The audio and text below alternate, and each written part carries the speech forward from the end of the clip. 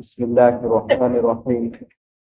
الحمد لله وحده والصلاة والسلام على من لا نبي بعده. أما بعد فأعوذ بالله من الشيطان الرجيم. بسم الله الرحمن الرحيم. وربطنا على قلوبهم إذ قاموا فقالوا ربنا رب السماوات والأرض لن ندعو من دونه إلها لقد قلنا إذا شططا. صدق اللہ مولانا العظیم. کل اخیر میں دجال کا تذکرہ ہو رہا تھا کہ اس کے اثرات اس وقت اس دنیا میں بہت تیزی سے پھیلتے جا رہے ہیں. اللہ کے نبی صلی اللہ علیہ وسلم نے دجال کے متعلق جو علامات بیان فرمائی ہے، علماء نے اس کا ظاہری مطلب بھی بیان کیا ہے اور اس میں تعویل بھی کی. کل ایک علامت کے بارے میں بات چل رہی تھی کہ اللہ کے نبی صلی اللہ علیہ وسلم نے ارشاد فرمایا کہ دجال کی ایک آنکھ ہوگی. اس کا مطلب یہ ہے کہ اس کی نگاہ صرف مادیت پر ہوگی، اسباب پر ہوگی، وسائل پر ہوگی، اللہ پر اس کی کوئی نگاہ نہیں ہوگی. اور اس کے اثرات آج ہم دیکھ رہے ہیں کہ اسباب پر، مال پر، عزت پر انسان اسی میں الجھ کر رہ گیا ہے اور اللہ سے تعلق آہستہ آہستہ کم ہوتا جا رہا ہے. یہ ہے ایمان کی کمزوری اور مادیت کا غلبہ. اور اس مطلب کا اشارہ بھی خود قرآن میں موجود ہے. قرآن کے پہلے پارے میں آیت ہے صم بکم عمی فہم لا یعقلون. یہ آیت اور اس کے اولین مخاطب اللہ کے نبی صلی اللہ علیہ وسلم کے دشمنوں کی فہرست بہت لمبی ہے، مگر ان میں جو سر فہرست ہیں وہ ابو جہل ہیں، ابو لہب ہیں، عتبہ ہے، شیبہ ہے، ابی بن خلف وغیرہ. ان کے بارے میں کہا گیا ہے کہ وہ بہرے ہیں، گونگے ہیں اور اندھے ہیں. حالانکہ ابو جہل بہرا نہیں تھا، اندھا نہیں تھا اور گونگا بھی نہیں تھا. فصیح زبان میں بات کرنے والے، عربی زبان تو ان کی گھٹی میں پڑی ہوئی تھی، مگر ان کے بارے میں کہا گیا ہے. کیوں؟ اس لیے کہ انہوں نے حق کی باتوں سے اپنے کان بند کر دیے. دلائل اور معجزات نبوت پر وہ دیکھ رہے تھے. اللہ کے نبی صلی اللہ علیہ وسلم کے ہاتھ پر طرح طرح کے معجزے ظاہر ہو رہے، وہ نبوت کی علامتیں تھیں، مگر یہ حق کے معجزے ان کو آنکھوں سے نظر نہیں آ رہے تھے.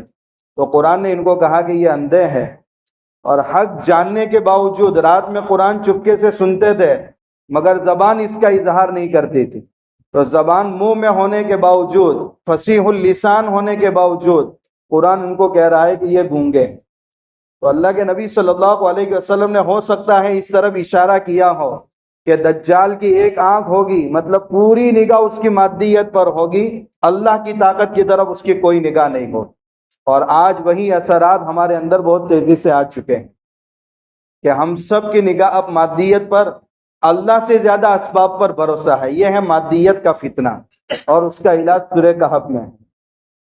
اور اس مادیت کے ذریعے وہ پوری دنیا پر کنٹرول حاصل کریں گے. دوسری نشانی اللہ کے نبی صلی اللہ علیہ وسلم نے یہ بیان فرمائی کہ روٹیوں کا پہاڑ دجال کے قبضے میں ہوگا اور پانی کا دریا بھی اس کے کنٹرول میں ہوگا. ظاہری مطلب یہ بھی ہو سکتا ہے کہ دجال پوری دنیا میں گھومے گا، ٹرک ہوں گے جس میں روٹیاں رکھی ہوئی ہوں گی. لیکن موجودہ زمانے کے حساب سے اگر اس کی تعویل کر سکتے ہیں تو وہ یہی تعویل ہے کہ پوری دنیا کی معیشت پر ان کا کنٹرول ہوگا، کھانے پینے کی تمام چیزوں پر کنٹرول ان کا ہوگا. اور آج ہم اپنی آنکھوں سے دیکھ رہے ہیں. ہمارے دیہات میں پہلے تو طویلے بہت تھے، مگر آج نہ کے برابر ہیں. دوسرے دیہاتوں میں جو بالکل شہر سے قریب واقع ہیں، اب اوریجنل دودھ ملنا مشکل ہو گیا ہے. کمپنی کا دودھ آپ کو چھوٹی سی چھوٹی دکان پر مل جائے گا پیکٹ کا، مگر اوریجنل دودھ ملاوٹ والا نہ ہو ایسا ملنا بہت مشکل. اسی طریقے سے پانی آپ دیکھیں، ایک زمانے میں سنتے تھے کہ بھئی پانی بھی پیسوں سے ملے گا، اور آج ہم منرل واٹر پانی خرید رہے ہیں اور وہی ساری بوتلیں ہماری دعوتوں میں استعمال ہو رہی. یہ پروڈکٹ کس کا ہے؟ یہ تو ابھی بائیکاٹ ہوا جس کی وجہ سے کچھ کم ہوا، ورنہ سارے پروڈکٹس وہی اسرائیل کے ہیں. تو پانی پر بھی ان کا کنٹرول ہے، اور اتنا کنٹرول کہ دیہاتوں تک ان کے پروڈکٹس پہنچ چکے ہیں۔ آج کتنے لوگ بائیکاٹ کرنے میں ڈر محسوس کر رہے ہیں کہ کہیں ایسا نہ ہو کہ ہماری روزی کا مسئلہ اٹک جائے۔ تو اس طریقے سے کھانے اور پینے میں انسان اور پوری دنیا ان کی محتاج ہو چکی ہے۔ اگر ان کا پروڈکٹ نہیں بیچیں گے تو کمائیں گے کیسے، کھائیں گے کیسے؟ حتیٰ کہ آج کا کسان اگر دیکھا جائے تو بیج میں بھی، کھاد میں بھی، اور دوائیں کھیتوں میں استعمال کرنے میں قدم قدم پر ان کا محتاج ہے۔ اگر آج کھیت میں دوا استعمال نہ کرے تو فصل اچھی نہیں ہوتی۔ اس لیے کل بتایا تھا کہ نجات دہندہ یعنی حضرت مہدی کے متعلق یہودیوں کا جو نظریہ ہے وہ یہی ہے کہ سارے اسباب اور وسائل ہمارے کنٹرول میں آ جائیں گے، ہم جن کو چاہیں گے کھلائیں گے، جن کو چاہیں گے بھوکا ماریں گے۔ یہ آج دوائیں تو فصلیں بہت اچھی بہار لاتی ہے، مگر چند سال کے بعد یہی بیج کھیت کو بنجر بنا دیں گے۔ اتنا انہوں نے پوری دنیا پر کنٹرول حاصل کر لیا ہے۔ ابھی قریب میں آپ نے دیکھا ہوگا لبنان کے اندر جو پیجرز حملے ہو رہے تھے، جس کو واکی ٹاکی بھی کہا گیا، یہ ایک ایسا آلہ ہے، موبائل کو دو حصوں میں تقسیم کریں گے تو آدھا موبائل بنتا ہے۔ یہ پیجر الیکٹرانک ایک آلہ ہے، حالانکہ انٹرنیٹ سے اس کا کنیکشن نہیں ہوتا، آپ ڈائریکٹ میسیجز بھیج سکتے ہیں، مگر اس میں سے بلاسٹ ہو رہا ہے اور انسان زخمی ہو رہا ہے۔ تو پوری دنیا کو انہوں نے اپنے کنٹرول میں کر لیا۔ اب آگے نئے نئے کارڈ بن رہے ہیں۔ پہلے تو ہم الیکشن کارڈ دیکھتے تھے، پھر اس کے بعد آیا پان کارڈ، اب آیا ہے آدھار کارڈ۔ آدھار کارڈ کے ذریعے ہمارے سارے ڈیٹا محفوظ کر رہے ہیں۔ دیکھیے آدھار کارڈ میں نمبر کبھی بدلتا نہیں، آپ چاہے کتنی بار اپڈیٹ کراتے رہیں، وہ نمبر ٹائپ کر کے آپ کے سارے ڈیٹا محفوظ کیے گئے۔ اس کے بعد اب نیا کارڈ آئے گا، اسمارٹ کارڈ، اس میں آپ کے فیملی ممبر کتنے ہیں، اس میں میل کتنے ہیں، فیمیل کتنے ہیں، شادی شدہ کتنے ہیں، غیر شادی شدہ کتنے ہیں، کس کا بلڈ گروپ کون سا ہے، کون کون سی بیماری میں مبتلا ہے، حتیٰ کہ اندازے اور خطرات یہ بتا رہے ہیں کہ کس کے دل میں کیا خواہشات ابھر رہی ہے، اس کا بھی ان کو پتا ہوگا۔ اور دنیا اسی اسباب کی طاقت پر ایمان لا چکی ہے، حالانکہ قرآن نے سب سے پہلے بتایا الم یعلم بان اللہ یرا، کیا انسان یہ نہیں جانتا کہ ہر چیز کو اللہ دیکھ رہا ہے اور ہر وقت دیکھ رہا ہے؟ تو قیامت کے قریب اللہ تعالیٰ دجال کو وہ طاقت دیں گے اور ساری دنیا اسی سے متاثر ہوگی اور سب کچھ اسی کو سمجھ لے گی اور اس کا دھوکہ لگے گا اور اللہ کی طاقت کا استحضار دلوں سے کم ہوتا جائے گا۔ یہ ہے ٹکراؤ مادیت کا اور ایمان کا، اور یہی سورہ کہف کا خلاصہ ہے۔ اس لیے حضرت مولانا مناظر احسن گیلانی رحمۃ اللہ علیہ نے باقاعدہ، یہ وہ اکابر ہیں جنہوں نے سورہ کہف پر بہت غور کیا۔ حضرت فرماتے میں اگرچہ مفتی نہیں ہوں مگر علی وجہ البصیرت یعنی پوری بصیرت کے ساتھ یہ کہہ رہا ہوں کہ ہم دجال کے دور میں جی رہے ہیں۔ انہوں نے پوری سورہ کہف پر غور کرنے کے بعد یہ نتیجہ اخذ کیا۔ اس لیے اس وقت سے ہم ارادہ کریں کہ جب تک اللہ تعالیٰ بقید حیات رکھے کسی جمعہ کو ہماری سورہ کہف کی تلاوت ناگا نہیں۔ اس کی فضیلت میں بے شمار روایتیں ہیں۔ حضرت ابو الدرداء رضی اللہ تعالیٰ عنہ سے دو روایتیں ہیں۔ ایک روایت میں ارشاد فرماتے ہیں کہ اللہ کے نبی صلی اللہ علیہ وسلم نے فرمایا جس نے سورہ کہف کی شروع کی 10 آیتیں حفظ کر لی وہ دجال کے فتنے سے محفوظ رہے۔ دوسری روایت میں جس نے سورہ کہف کی آخری 10 آیتیں حفظ کر لی وہ بھی دجال کے فتنے سے محفوظ رہے گا۔ یہ کوئی مشکل کام نہیں ہے، کون سا بھی ہم عمر کے مرحلے میں جی رہے ہو مگر 10 آیتیں یاد کرنا کچھ مشکل نہیں۔ اگر اس کو مسلسل تلاوت کا معمول بنا دیا جائے تو بہت آسانی سے یہ 10 آیتیں یاد ہو سکتی۔ اور اللہ کے نبی صلی اللہ علیہ وسلم نے اس قلب کو ویران فرمایا جس میں قرآن کی آیتیں نہ ہوں، تو اس وعید سے بھی انشاءاللہ ہم بچ جائیں گے۔ حضرت سہل ابن معاذ رضی اللہ تعالیٰ عنہ کی ایک روایت ہے، وہ فرماتے ہیں کہ جس نے سورہ کہف کی آگے کی چند آیتیں اور اخیر کی چند آیتیں اگر روزانہ تلاوت کر لے تو اس کے پیر سے لے کر سر تک ایک نور ہوگا اور اس نور کی روشنی میں وہ قیامت کے دن چلے گا۔ اور اگر عام دنوں میں پوری سورہ کہف پڑھتا ہے تو زمین سے لے کر آسمان تک نور ہوگا اور یہی قیامت کے دن کام آئے گا۔ منافقین مطالبہ کریں گے کہ اس روشنی میں ہم کو چلنے کا موقع دیا جائے، مگر موقع نہیں ملے گا۔ 27वें पारे کے آخر میں اس کا بھی ذکر ہے۔ ایک اور روایت ہے جس میں اللہ کے نبی صلی اللہ علیہ وسلم نے ارشاد فرمایا، جمعہ کے دن جس نے سورہ کہف کی تلاوت کر دی، گزشتہ جمعہ سے لے کر اس جمعہ تک اس کے سارے گناہ معاف ہو جائیں، صغیرہ گناہ مراد ہیں۔ اور ایک روایت ہے جس میں کہا گیا 8 دنوں تک اس کی تمام فتنوں سے حفاظت ہوگی، حتیٰ کہ اس درمیان دجال کا جو بہت بڑا فتنہ ہے وہ بھی ظاہر ہو گیا، تو جو سورہ کہف کی تلاوت کرے گا اس فتنے سے، اس کی برکت سے اس کی بھی حفاظت ہو۔ اس لیے ہمارا معمول ہونا چاہیے۔ دوسری بات، اللہ کے نبی صلی اللہ علیہ وسلم خود ارشاد فرماتے ہیں کہ میرے اوپر سورہ کہف پوری ایک ساتھ اتری، اور جس وقت سورہ کہف کا نزول ہو رہا تھا اس کے اعزاز میں 70,000 فرشتے اتر رہے تھے۔ اس سے اندازہ لگا سکتے ہیں کہ یہ کتنی عظیم قرآن کریم کی صورت ہے، اور اس وقت تو ہمیں اس کا معمول بنا ہی لینا چاہیے۔ اب سمجھنا یہ ہے کہ اس کا بیک گراؤنڈ کیا ہے، کس پس منظر میں اس صورت کا نزول اللہ کے نبی صلی اللہ علیہ وسلم پر ہوا ہے۔ ایک وجہ تمام مفسرین بیان فرماتے ہیں، وہ وجہ یہ ہے کہ جب اللہ کے نبی صلی اللہ علیہ وسلم نے مکہ مکرمہ میں نبوت کا دعویٰ کیا، تو چونکہ آپ کی دعوت آہستہ آہستہ بڑھنے لگی اور اس کا خوب چرچا ہونے لگا، تو اب کفار مکہ کو پریشانی شروع ہوئی۔ مگر چونکہ کفار مکہ کے پاس علم نہیں تھا، نہ آسمانی کتاب تھی نہ کوئی آسمانی علم تھا، تو اس کے لیے انہوں نے 2 آدمیوں کو تیار کیا، نضر ابن حارث اور عقبہ ابن ابی معیط کو تیار کیا کہ تم مدینہ میں جاؤ، مدینہ میں یہودی آباد ہیں، ان کے علماء سے ملاقات کرو اور ان سے کہو کہ ہمارے دیار میں ایک شخص نبوت کا دعویٰ کر رہا ہے، تمہارے پاس آسمانی علم ہے، ہم کیسے مانیں کہ وہ اپنی بات میں سچے ہیں یا سچے نہیں ہیں؟ تو انہوں نے جا کر مدینہ میں یہودیوں کے علماء سے ملاقات کی، تو انہوں نے اس وقت کہا کہ 3 سوالات ان سے کرو۔ ایک سوال روح کے بارے میں جس کا تذکرہ سورہ بنی اسرائیل کے اخیر میں، اور ایک سوال یہ کرو کہ پرانے زمانے میں چند نوجوان ظالم بادشاہ سے تنگ آ کر کے ایک غار میں چھپ گئے تھے، ان کا واقعہ کیا ہے؟ یہودی جانتے تھے کہ مکہ کے اندر اس واقعے کو کوئی جاننے والا بھی نہیں ہے، اور جاننے کے لیے جو واسطہ کتاب کا ہونا چاہیے وہ کتاب بھی مکہ کے اندر نہیں ہے۔ اگر یہ واقعہ بیان کرتے ہیں تو سمجھ لیا جائے گا کہ ان کا کمیونیکیشن اللہ تعالیٰ سے جاری ہے، اور اللہ تعالیٰ نے پوری بات ان کو بتائی ہے، اور یہ پورا واقعہ اصحاب کہف کا بیان کر رہے، اور جن پر وحی آ رہی ہو وہ نبی ہیں۔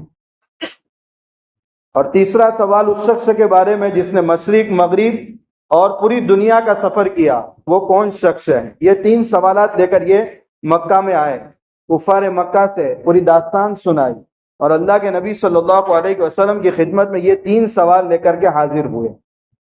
3 سوال کرنے کے بعد اللہ کے نبی صلی اللہ علیہ وسلم کو چونکہ وحی کا انتظار رہتا تھا، تو آپ صلی اللہ علیہ وسلم نے فرمایا کہ میں کل اس کا جواب دوں گا، مگر اللہ کے نبی صلی اللہ علیہ وسلم انشاءاللہ کہنا بھول گئے۔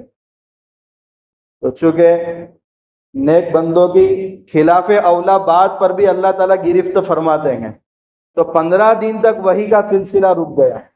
یہ روزانہ آ کر پریشان کرتے تھے کہ اس کا جواب دیا جائے، اس کا جواب دیا جائے، چونکہ یہ فیصلہ کن چیز مدینہ سے لے کر کے آئے تھے کہ ان کی نبوت میں یہ سچے ہیں یا سچے نہیں ہے، اس کا فیصلہ انہی باتوں سے ہو سکتا ہے۔ تو روزانہ آ کر پریشان کرتے تھے۔ اللہ کے نبی صلی اللہ علیہ وسلم کو قلق اور افسوس ہوتا تھا، اور یہ 15 دن کی جو تاخیر ہوئی اس کی وجہ بھی خود سورہ کہف میں بتا دی گئی، وَلَا تَقُولَنَّ لِشَيْءٍ إِنِّي فَاعِلٌ ذَلِكَ غَدًا إِلَّا أَن يَشَاءَ اللَّهُ۔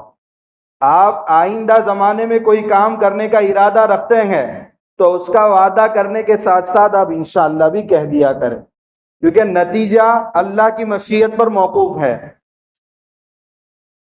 اس لیے 15 دن تاخیر ہو گئے۔ ایک لطیفہ جس سے یہ مادیت کا فتنہ بھی سمجھ میں آ سکتا ہے، ایک صاحب جن کے پاس پیسہ بھرپور آ گیا، تینوں جیب بھر گئے پیسوں سے، انہوں نے اپنے ساتھی سے کہا کل مارکیٹ جاؤں گا اور بہترین گھوڑا خریدوں گا۔ تو ساتھی نے کہا بھائی انشاءاللہ کہہ دیا کرو کل انشاءاللہ مارکیٹ جاؤں گا۔ تو انہوں نے کہا کہ بھائی اپنے پاس ساری چیزیں تیار ہیں، پیسہ بھی خوب ہے، مارکیٹ بھی سجا ہوا، انشاءاللہ کہنے کی کیا ضرورت ہے؟ اب صبح صبح نکلے، مارکیٹ میں گئے، گھوڑے کا سودا ہو گیا، قیمت طے ہو گئی، جب جیب سے نکالنے لگے تو دونوں جیب کٹے ہوئے۔ اب ویسے ہی واپس آئے، کیونکہ مادیت کے نشے میں خدا کی طاقت یاد نہیں رہتی، حالانکہ نتیجہ اللہ ہی نکالتے۔ جب واپس آئے تو دوست نے پھر ملاقات کی، کہا گھوڑا کہاں ہے؟ کہا کیا بتاؤ، میں یہاں سے انشاءاللہ گیا، مارکیٹ میں انشاءاللہ پہنچا، وہاں انشاءاللہ سودا ہوا، وہاں انشاءاللہ قیمت بھی طے ہو گئی، وہاں انشاءاللہ جیب میں ہاتھ ڈالا تو انشاءاللہ جیب کٹ گئے، اور انشاءاللہ ویسے ہی میں واپس آ گئے۔ تو کہا بھائی ایک مرتبہ بھی انشاءاللہ آپ کہنے کو تیار نہیں تھے، اور اب 10 مرتبہ انشاءاللہ کہہ رہے ہیں، کہ وہ اسی کی سزا بھگت رہا ہوں جو ایک مرتبہ نہیں کہا تھا تو نتیجہ کچھ اور نکلا۔ تو یہ مادیت کا فتنہ اس لطیفے سے بھی سمجھ میں آ سکتا ہے۔ خیر، اللہ کے نبی صلی اللہ علیہ وسلم کے اوپر 15 دن کے بعد پھر وحی آئی، اور ان تینوں کے جوابات آپ کو بتا دیے گئے۔ ان میں سب سے پہلا جواب جو اصحاب کہف کا تھا، اور اس کا تذکرہ سب سے پہلا جو سورہ کہف میں 4 واقعات ہیں، ان میں سب سے پہلا اصحاب کہف کا واقعہ ہے۔ لیکن قرآن مجید صرف وہ یہودیوں کے سوال کے جواب میں نازل ہوا ہو، اس کا ایک ہی مقصد نہیں ہے۔ اس لیے حضرت شاہ صاحب رحمۃ اللہ علیہ نے اصول تفسیر میں کتاب الفوز الکبیر، اس میں حضرت نے لکھا ہے کہ قرآن کریم کی آیتوں کے کئی مقاصد ہیں، اور ان میں جو اہم مقصد سمجھ میں آتا ہے اس دور میں وہ یہ ہے کہ یہ واقعہ مکی دور کے خطرناک مظالم سے گزر رہے مسلمانوں کو سنایا جا رہا ہے، کہ اصحاب کہف کے اوپر بھی ایسے حالات آئے۔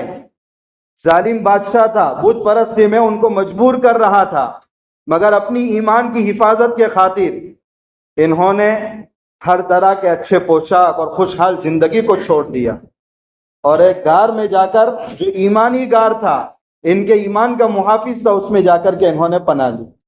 وہ اصحاب کہف کے نوجوان تھے، اور یہاں بھی اللہ کے نبی صلی اللہ علیہ وسلم کے ہاتھ پر اسلام قبول کرنے والے غریب صحابہ، حضرت بلال حبشی رضی اللہ تعالیٰ عنہ، حضرت صہیب رومی، حضرت عمار بن یاسر، ان کے والد یاسر، ان کے والدہ حضرت سمیہ، حضرت خباب ابن الارت رضی اللہ تعالیٰ عنہ، یہ ایسے ہی حالات سے گزر رہے تھے جو اصحاب کہف کے اوپر حالات آئے تھے۔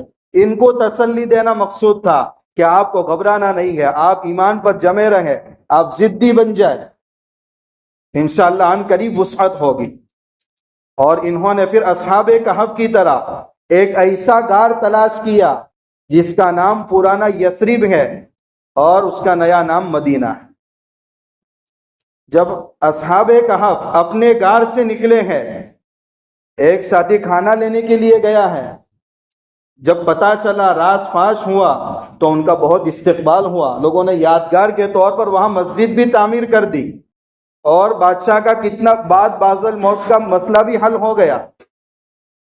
ٹھیک اسی طریقے سے یہ جب یثرب کے غار سے، مدینہ کے غار سے صحابہ سن ہجری 8 میں نکلے ہیں، تو مکہ بھی فتح ہو گیا اور پوری دنیا میں عزت حاصل ہوئی۔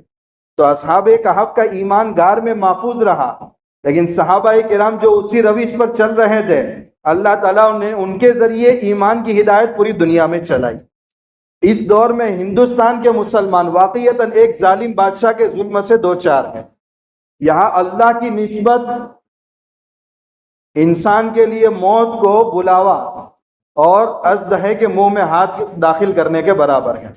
اس وقت اگر آپ کا نام اسلامی نام ہے تو آپ کو پبلک سٹی میں عبادت کی اجازت نہیں، نماز نہیں پڑھ سکتے آپ کچھ بھی اگر کاروائی کرتے ہیں، چاہے وہ ڈیفنس میں آپ دفاعی کاروائی کریں، مگر آپ کے گھر کو بلڈوز کر دیا جائے۔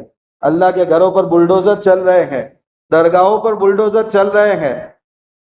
یہ حالات اس وقت ہیں، اور سورہ کہف کی آیات ہم کو تسلی دے رہی کہ کچھ بھی ہو جائے، چاہے اپنے مکان سے ہاتھ دھونا پڑے، اپنے گھر سے ہاتھ دھونا پڑے، اپنے مال سے ہاتھ دھونا پڑے، مگر ہمارے پاس سب سے قیمتی چیز ایمان کی نعمت ہے، اس کی حفاظت کے لیے ہم سب کچھ برداشت کریں۔ اس لیے یہ اصحاب کہف کے واقعے کے اندر آج کے ہندوستان کے مسلمانوں کو بھی تسلی دی گئی۔ اگر ایمان کی نعمت ہاتھ سے چلی جاتی ہے تو دنیا میں بھی خسارہ ہے اور آخرت میں بھی خسارہ ہے۔ اللہ پوری امت کی حفاظت فرمائے۔ یہ اصحاب کہف کا واقعہ جس وقت وہ بیدار ہوئے ہیں، اللہ کے نبی صلی اللہ علیہ وسلم کی پیدائش سے 20 سال پہلے کا واقعہ، اور جس وقت وہ ظالم بادشاہ سے انہوں نے راہ فرار اختیار کی تھی، اس وقت حضرت عیسیٰ علیہ الصلوۃ والسلام آسمان پر اٹھا لیے گئے تھے، سن عیسوی 250، اس وقت یہ واقعہ پیش آیا۔ وہ جو بادشاہ تھا جس شہر میں تھا، اس کا پرانا نام افسوس تھا، مگر جب اسلامی نام اس کا رکھا گیا تو وہ ترتوس نام رکھا گیا، اور اس بادشاہ کا نام تھا دقیانوس۔ ان کا ایک سالانہ پروگرام ہوتا تھا جس میں یہ لوگ خود ہاتھ سے مورتی بناتے تھے اور اس کی پوجا کرتے تھے۔ تو جب سالانہ اجتماع کا دن تھا تو سارے لوگ اسی جگہ کی طرف نکلے، یہ نوجوان بھی نکلے، ابھی ان کی کوئی جماعت بنی ہوئی نہیں تھی، لیکن ایک نوجوان کے دل میں یہ بات آئی کہ یہ طریقہ بالکل غلط ہے۔ جس مورتی کو ہم نے ہاتھ سے بنایا اور اسی کے سامنے ہم سجدہ کر رہے ہیں اور اسی سے مرادیں مانگ رہے ہیں، ہمیں تو ایک ایسی طاقت پر ایمان رکھنا چاہیے جس نے آسمان اور زمین کو بنایا ہے۔ ربنا رب السماوات والارض لن ندعو من دونی، ہم اللہ کو چھوڑ کر کسی کو معبود نہیں بنا سکتے، لقد قلنا اذا شططا، ورنہ ہم ایک خطرناک بات کے مرتکب ہو جائیں گے۔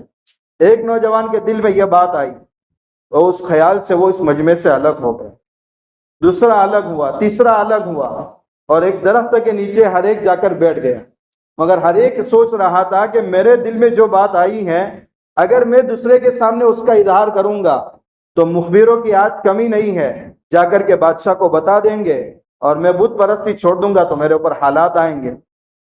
لیکن ان میں سے پھر ایک ساتھی نے کافی وقت گزرنے کے بعد ہمت کی کہ بھئی اپنے اپنے خیالات کا اظہار ہو جانا چاہیے، میں تو اس لیے الگ ہوا ہوں کہ ہاتھوں سے بنی ہوئی مورتی کو کیوں پوجا جائے، یہ تو طریقہ بالکل غلط ہے۔ اب سب کے دل میں یہی بات آئی تھی۔ بسا اوقات ایسا بھی ہوتا ہے، اللہ کے لیے کچھ مشکل نہیں ہے، جب کسی کی ہدایت کا وقت آتا ہے اللہ دلوں میں نیک جذبات پیدا فرما دیتے ہیں۔ تو ہر ایک نے کہا یہی بات تو لے کر ہم الگ ہوئے اس مجمع سے، ایک جماعت بن گئی۔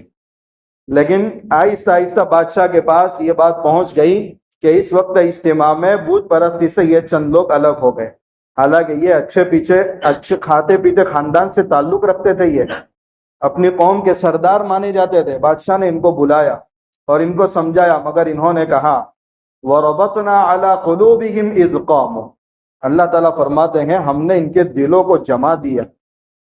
اس سے یہ نقطہ حاصل ہوا کہ جب دل میں اللہ کا خوف پیدا ہو جائے تو انسان پوری دنیا سے بے خوف ہو جاتا ہے، حتیٰ کہ موت سامنے نظر آ جائے تو بھی انسان گھبراتا نہیں ہے۔